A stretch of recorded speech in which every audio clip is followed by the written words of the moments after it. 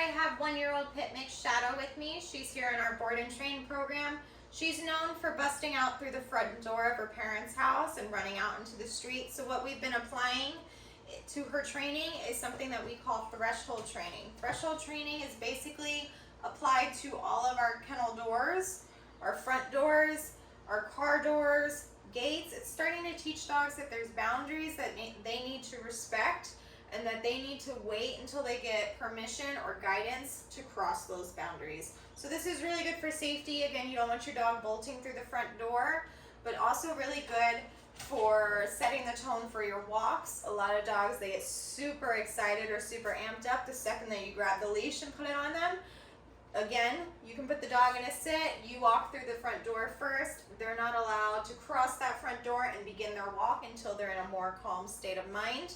This is really good for car doors as well because, again, some dogs, they get super aroused as soon as you bring them to the car because they're excited. They're either going to the park or they're going to the beach or they're going hiking or maybe they're going to a new environment. Again, waiting until they're in a more calm state of mind before you invite them up into the car is really going to set the tone for that car ride as well. So basically what I'll be doing is I put Shadow into either a sit or into a down. I'll be opening and closing the door if she goes to get up from command to cross the boundary or cross the threshold. I'm going to shut the door, put her back into command, and start from the beginning. She's not allowed to cross that boundary or cross that threshold until I either release her or I call her to come or I call her to heel. Ready, Shadow? Shadow, come. Sit. Good girl. So sometimes just even opening and closing the door is a huge trigger for dogs. Good. Same thing with the second door. If she was to get up, I would shut this right in her face and put her right back into a sit. But she's doing really good right now. Good. Good. Come. Good job, Shadow. Good job. Shadow, come. Sit. Good.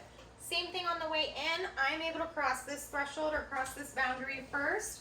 She's not allowed in until I invite her in. Shadow, come. Good job. Good. And it's just creating habits with your dog. Again, each doorway that you come to, sit. Shadow, sit. Good. Each doorway that you come to, go ahead, put the dog in a sit. You cross that boundary or cross that threshold first, and then invite the dog in. It's really going to set the tone, and it's simple training. Down. Down. It's simple training that you can do at home that's going to already be setting some good habits for you and your dog. Again, your dog's going to start looking to you for guidance or looking to you for permission, understanding that there's boundaries inside the house, and that'll really help apply the obedience into new environments that maybe have a little bit more distraction. So again, this can be applied to kennel doors, gates, front doors, back doors, and also car doors as well. What we call this is threshold training.